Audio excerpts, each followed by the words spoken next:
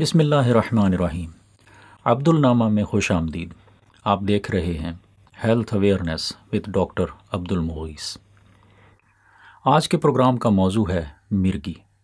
مرگی کو انگلش میں ایپیلیپسی اور عام زبان میں جھٹکے کی بیماری یا دورے پڑنا بھی کہا جاتا ہے، جبکہ پاکستان میں اس مرض کو کئی غلط ناموں سے بھی جانا جاتا ہے، مثلاً جنات یا جادو کا اثر ہونا، جن بھوت یا آسیب کا سایہ ہونا، چڑیل یا بدروح کا جسم میں داخل ہو جانا، کسی شخصیت کی ناراضگی اور غصے کا اثر ہونا وغیرہ۔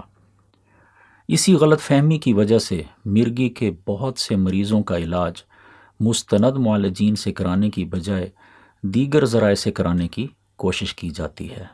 اس ویڈیو کا یہ موضوع نہیں کہ کیا جنات کا انسان پر اثر ہوتا ہے یا نہیں، اور نہ ہی اس ویڈیو کا مقصد پیروں فقیروں کے بارے میں کوئی رائے قائم کرنا ہے۔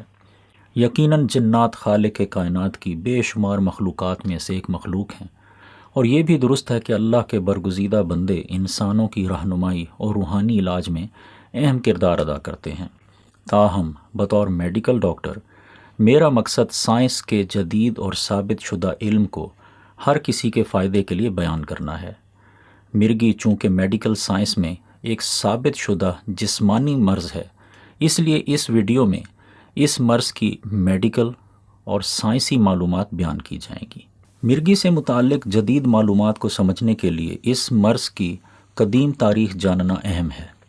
برٹش میوزیم میں مرگی کا سب سے پہلا ریکارڈ 2000 سال قبل مسیح کے بابل میں رہنے والوں میں دورہ پڑنے کی صورت میں ملتا ہے۔ تاہم اس وقت ان دوروں کو ایک دماغی خلل کی بجائے روحوں کا اثر سمجھا جاتا تھا۔ اسی طرح قدیم یونان میں یہ اعتقاد رکھا جاتا تھا کہ چاند دیوی برے انسانوں کو سزا دینے کے لیے ان پر دورے طاری کر دیتی ہے۔ کچھ معاشروں میں مرگی کو سیکرڈ ڈیزیز یعنی مقدس بیماری بھی سمجھا جاتا تھا، جو غیر معمولی صلاحیتوں والے لوگ روحوں سے رابطہ کرنے کے لیے اپنے اوپر طاری کرتے تھے۔ بقرات نے دورے پڑنے کو ایک جسمانی مرض پہچان کر اسے سیکرڈ ڈیزیز کی بجائے گریٹ ڈیزیز کہا۔ مرگی کے دوروں کا موجودہ میڈیکل نام گرینڈ مال گریٹ ڈیزیز سے ماخوذ ہے۔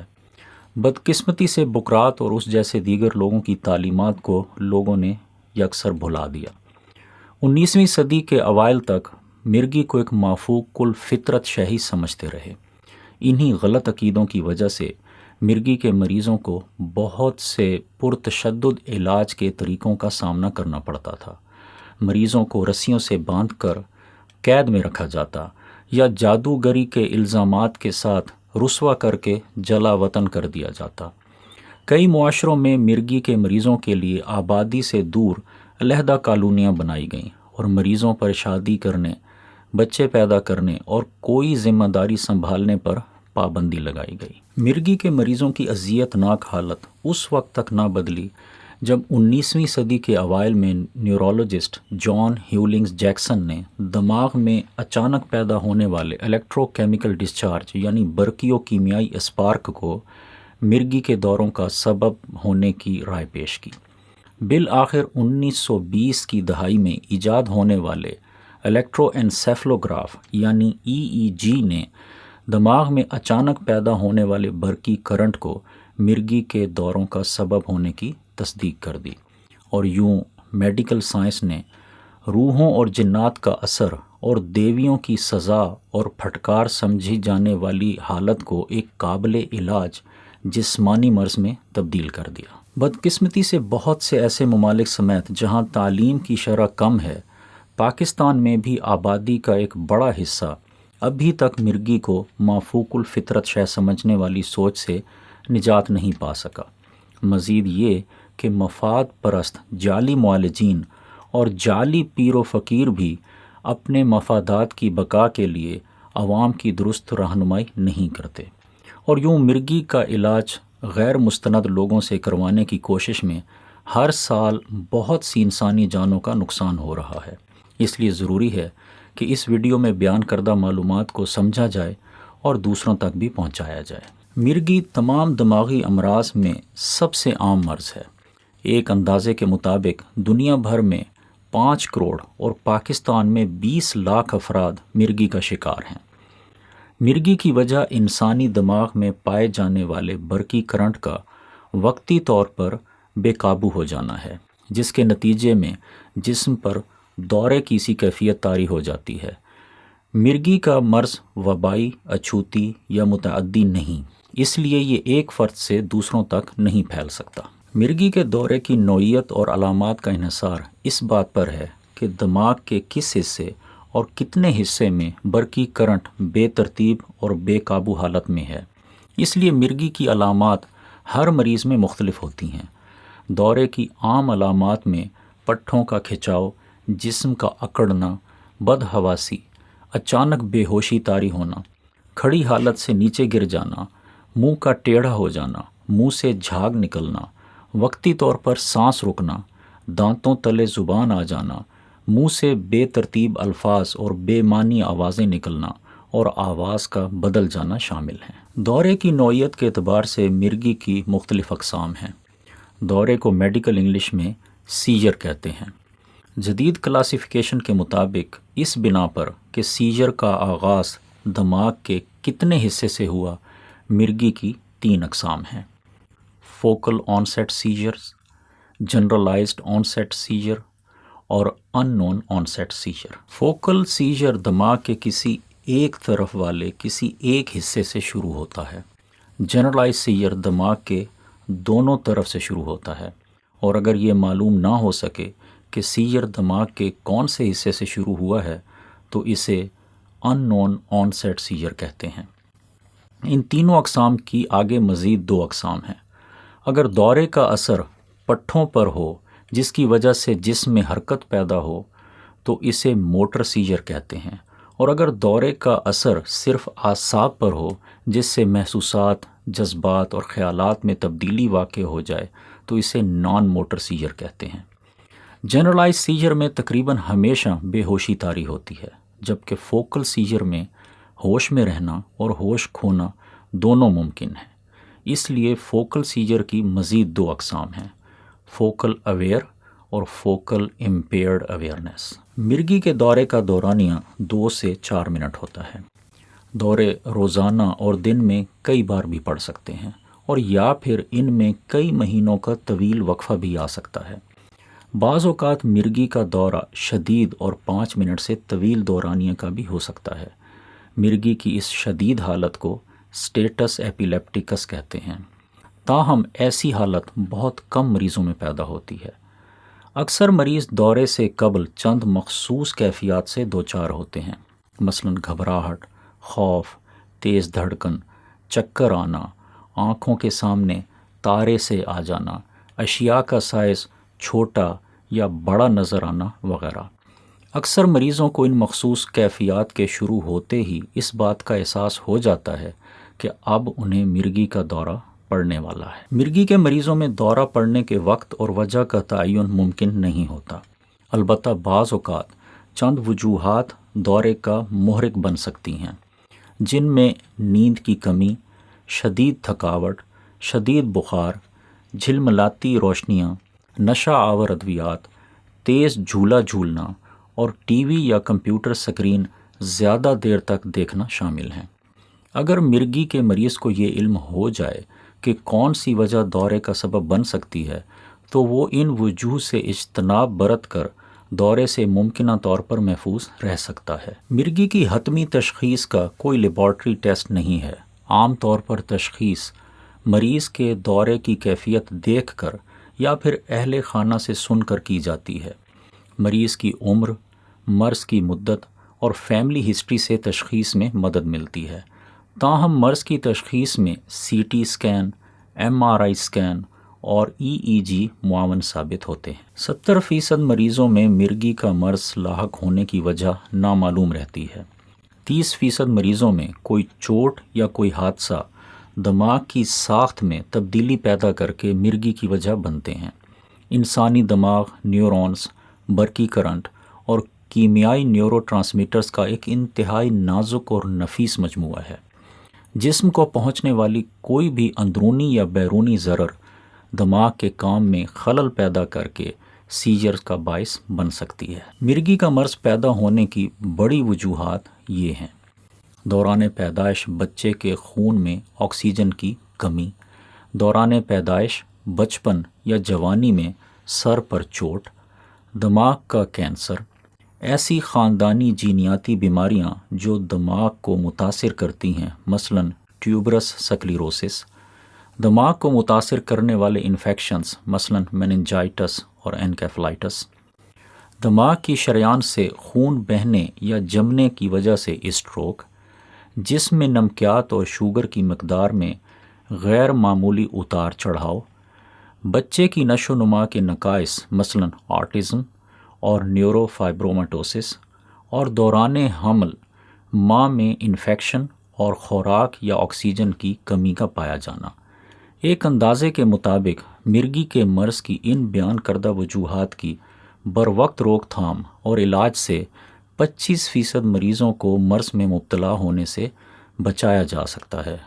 محققین کی رائے ہے کہ جن مریضوں میں مرض کی کوئی واضح وجہ نہیں پائی جاتی، ان میں کسی جین میں تبدیلی مرگی کی وجہ ہو سکتی ہے۔ مرگی کا علاج دماغ میں برقی کرنٹ کو قابو میں رکھ کر دوروں سے بچاؤ اور نجات حاصل کرنے سے کیا جاتا ہے۔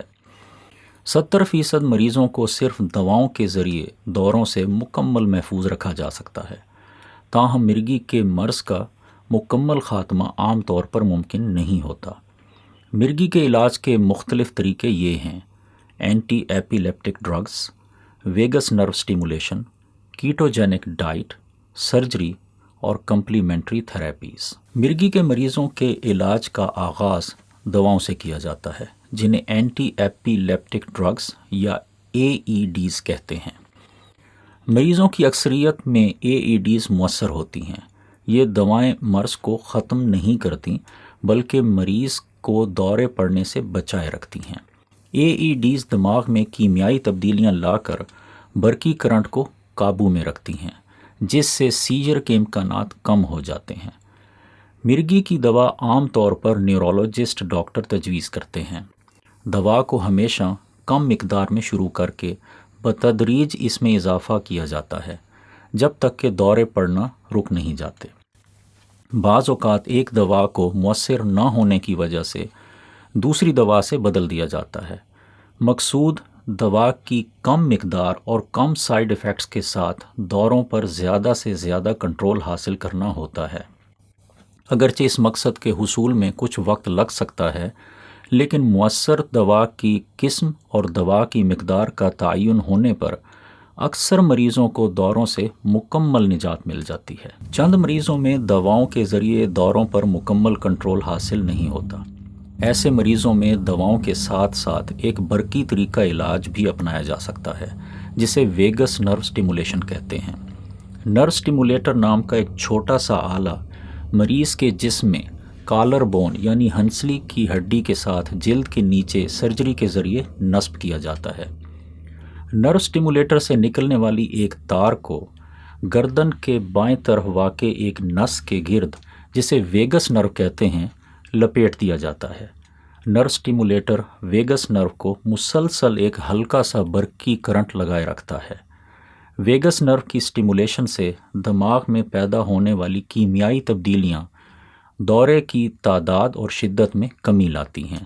اس کے علاوہ مریض اگر یہ محسوس کر لے کہ اسے دورہ پڑنے والا ہے تو وہ خود نرو سٹیمولیٹر سے ویگس نرو کو زائد برقی کرنٹ کا جھٹکا لگا کر دورے کو اکثر روک بھی سکتا ہے۔ اینٹی ایپیلیپٹک دواؤں کے دستیاب ہونے سے پہلے مرگی کا علاج کیٹوجینک ڈائٹ سے کیا جاتا تھا۔ کیٹوجینک غذا میں فیٹس کی مقدار زیادہ جبکہ کاربوہائیڈریٹس اور پروٹین کی مقدار کم ہوتی ہے۔ ایسی غذا دماغ میں کیمیائی تبدیلیاں لا کر سیجر کے امکانات کو کم کر دیتی ہے۔ کیٹوجینک ڈائٹ شوگر اور دل کے امراض کا سبب بن سکتی ہے۔ نیز دواؤں کے دستیاب ہو جانے کے بعد کیٹوجینک ڈائٹ عام طور پر تجویز نہیں کی جاتی، تاہم کچھ ایسے بچوں میں جن میں دواؤں سے مرگی کا کنٹرول مشکل ہو، اس ڈائٹ کا استعمال مرگی کے ماہر ڈاکٹر اور ڈائٹیشین کی نگرانی میں کیا جا سکتا ہے۔ اگر 2 سال تک علاج کے باوجود مرگی کے دوروں پر قابو نہ پایا جا سکے تو اس بات کا تعین کیا جاتا ہے کہ آیا مریض کی مرگی کا علاج دماغ کی سرجری یعنی آپریشن کے ذریعے ممکن ہے یا نہیں۔ ایسا تعین کرنے کے لیے دماغ کے کئی طرح کے اسکین کے علاوہ یادداشت اور نفسیات کے ٹیسٹ بھی کیے جاتے ہیں تاکہ یہ معلوم کیا جا سکے کہ مریض سرجری کے ذہنی دباؤ کو کس حد تک قبول کر سکے گا اور سرجری کے دماغ پر کیا اثرات متوقع ہوں گے۔ دماغ کی سرجری صرف اس صورت میں ممکن ہے کہ اگر دماغ کے صرف ایک طرف کا صرف ایک محدود حصہ دوروں کا سبب ہو اور اس محدود حصے کو نکال دینا دماغ کے کام کو زیادہ متاثر نہ کرے۔ کسی بھی سرجری کی طرح دماغ کی سرجری خطرات سے خالی نہیں۔ سرجری کے بعد 1% مریضوں میں اسٹروک ہو جاتا ہے اور 5% مریضوں میں یادداشت کی کمی واقع ہو جاتی ہے۔ تاہم سرجری کے 70% مریض دوروں سے مکمل چھٹکارا حاصل کر لیتے ہیں۔ مرگی کے علاج کے ان بیان کردہ مستند طریقوں کے علاوہ کچھ عصری اور علاقائی علاج بھی عام ہیں، تاہم ایسے کسی بھی علاج کا مؤثر ہونا ثابت شدہ نہیں۔ نیز مرگی کے لیے دستیاب ہربل دوائیں استعمال کرنے میں احتیاط ضروری ہے کیونکہ ان دواؤں کے اجزاء معمول کی اینٹی ایپیلیپٹک دواؤں پر اثر انداز ہو سکتے ہیں۔ مرگی کے بعض مریضوں میں ذہنی دباؤ دوروں کا باعث بنتا ہے۔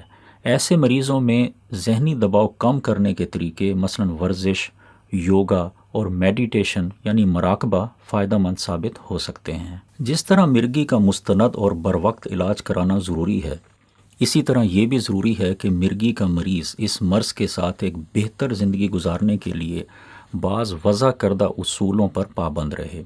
چند اہم اصول یہ ہیں: مریض دورے کا باعث بننے والے محرکات کو اچھی طرح پہچاننے اور ان سے دور رہنے کی ہر ممکن کوشش کرے۔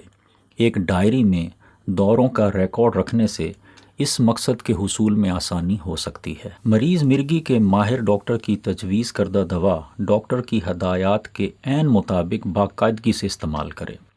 علاج کے دوران مریض باقاعدگی سے ڈاکٹر کے تجویز کردہ وقفوں کے بعد اپنا معائنہ کرواتا رہے اور مرض میں کسی اچانک تبدیلی کے رونما ہونے پر بھی ڈاکٹر سے رابطہ کرے۔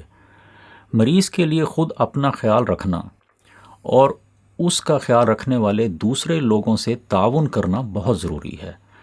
مریض خود کو روزمرہ کے ایسے کاموں میں مصروف رکھے جو اسے مستعد اور جسمانی و ذہنی طور پر صحت مند رکھیں۔ آرام اور نیند کا مکمل خیال رکھے۔ باقاعدہ ورزش کرے، اچھی اور متوازن غذا استعمال کرے، خود کو بیماریوں، حادثات اور پریشانیوں میں الجھانے سے بچائے اور معمولی اور موسمی بیماریوں کا علاج بھی زیادہ اہمیت سے کرے۔ مرگی کی مریضہ خاتون کے حاملہ ہونے اور بچے پیدا کرنے میں کوئی حرج نہیں، تاہم چند باتوں کا خیال رکھنا ضروری ہے۔ حمل منصوبہ بندی کے ساتھ اس وقت اختیار کیا جائے جب دوروں پر کنٹرول حاصل کیا جا چکا ہو۔ حمل کے دوران پڑنے والا دورہ ماں اور بچے کے لیے نقصان دہ ہو سکتا ہے۔ یہ بھی جاننا ضروری ہے کہ مرگی کی دواؤں کی کچھ اقسام بچوں میں پیدائشی نقص پیدا کر سکتی ہیں، جن میں اسپائنا بیفیڈا، کلیفٹ پیلٹ اور دل میں سوراخ ہونا شامل ہیں۔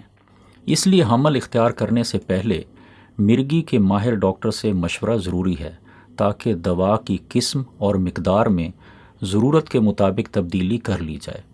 حمل کے دوران روزانہ 5 ملی گرام فولک ایسڈ کی اضافی خوراک پیدائشی نقص کے خدشے کو کم کرنے میں مدد دیتی ہے۔ مرگی کے مریض بچے جن میں علاج کے ذریعے دوروں پر قابو پا لیا گیا ہو، عام طور پر اسکولوں میں بغیر کسی مشکل کے تعلیم جاری رکھ سکتے ہیں، لیکن کچھ بچوں کو اسکول میں اضافی مدد کی ضرورت ہوتی ہے۔ اسکول کے اساتذہ اور دیگر اسٹاف کو بچوں کے مرض اور ضروری دواؤں سے آگاہ کرنا ضروری ہے۔ مرگی کے مریضوں کا آپس میں رابطہ رکھنا اور بات چیت کرنا بہت فائدہ مند ہو سکتا ہے۔ اس مقصد کے لیے لوکل سپورٹ گروپس اور انٹرنیٹ چیٹ رومز اہم کردار ادا کرتے ہیں۔ مرگی کے مریض کو گاڑی چلانے سے ہر ممکن گریز کرنا چاہیے۔ بصورت دیگر مقامی ڈرائیونگ قانون میں وضع کردہ مرگی کے مریضوں کے لیے ہدایات پر پوری طرح عمل کرنا ضروری ہے۔ ایسا نہ کرنے کی صورت میں مریض اپنے اور دوسروں کے جان و مال کو نقصان پہنچا سکتا ہے۔ بہت کم ایسا بھی ہوتا ہے کہ مرگی کے بعض مریضوں میں بغیر کسی ظاہری وجہ کے اچانک موت واقع ہو جاتی ہے، جسے sudden in expected death in epilepsy یا مختصراً سوڈیپ کہتے ہیں۔ سوڈیپ کا وقوع ہونا شدید مرگی کے 200 میں سے ایک مریض میں دیکھا گیا ہے۔ اگرچہ سوڈیپ کی وجہ نامعلوم ہے، لیکن ایک رائے کے مطابق دورے کی وجہ سے مریض کے سانس یا دل کی دھڑکن متاثر ہونے سے ایسا ہوتا ہے۔ سوڈیپ کا شکار عام طور پر مرگی کے ایسے مریض ہوتے ہیں جن میں دوروں کو علاج کے ذریعے مناسب حد تک کنٹرول نہ کیا گیا ہو اور جن میں نیند کے دوران بھی دورہ پڑ جاتا ہو۔ مریض کو دورہ پڑنے کی صورت میں موقع پر موجود افراد کو چاہیے کہ بعض احتیاطی تدابیر اختیار کر لیں، گھبرائیں نہیں اور خود کو پرسکون رکھیں۔ مریض کو مناسب جگہ پر کروٹ کے بل لٹا دیں۔ دورہ اگر سڑک وغیرہ یا کسی اور غیر محفوظ مقام پر پڑے تو مریض کو محفوظ مقام پر منتقل کریں۔ منہ میں رطوبت یا جھاگ ہو تو اسے صاف کر دیں۔ اینک وغیرہ اتار دیں۔ گلے میں ٹائی یا مفلر ہو تو اسے ڈھیلا کر دیں۔ ارد گرد کی اشیاء ہٹا دیں تاکہ مریض یا اشیاء کو نقصان نہ پہنچے۔ جھٹکوں کے دوران مریض کے ہاتھ پاؤں کو دباؤ سے روکنے کی کوشش نہ کریں، ورنہ ہڈیوں کو نقصان پہنچ سکتا ہے۔ دورے کے دوران مریض کو کچھ کھلانے یا پلانے سے گریز کریں۔ دورہ ختم ہونے کے بعد مریض کچھ دیر تک ذہنی طور پر معاف رہ سکتا ہے۔ اس دوران مریض کو کچھ یاد دلانے کی کوشش نہ کی جائے۔ مریض اگر سونا چاہے تو اسے آرام کرنے دیں۔ یاد رکھیے کہ مرگی کے مرض میں مبتلا افراد کو دیگر مریضوں کی طرح ہماری خصوصی توجہ کے ساتھ محبت، نرمی، شفقت اور عزت کی ضرورت ہوتی ہے۔ ان کا علاج اور تحفظ ہماری دینی اور اخلاقی ذمہ داری ہے۔ ہماری توجہ اور حوصلہ افزائی سے اس مرض میں مبتلا افراد اپنے خاندان اور معاشرے کے لیے ہر لحاظ سے مفید ثابت ہو سکتے ہیں۔ آخر میں مجھ سمیت سب کے لیے یہ یاد دہانی ضروری ہے کہ دعا، صدقہ، خیرات اور بھلائی کے کام کرنا اور سنت نبوی صلی اللہ علیہ وسلم پر عمل پیرا رہنا بیماریوں اور مصیبتوں سے بچاؤ اور نجات کے ذریعے ہیں۔ اللہ کریم ہم سب کو ہر طرح کی بیماری سے محفوظ رکھے اور جو بیمار ہیں انہیں جلد شفائے کاملہ عطا فرمائے۔ مجھے اپنی دعاؤں میں یاد رکھیے۔ السلام علیکم۔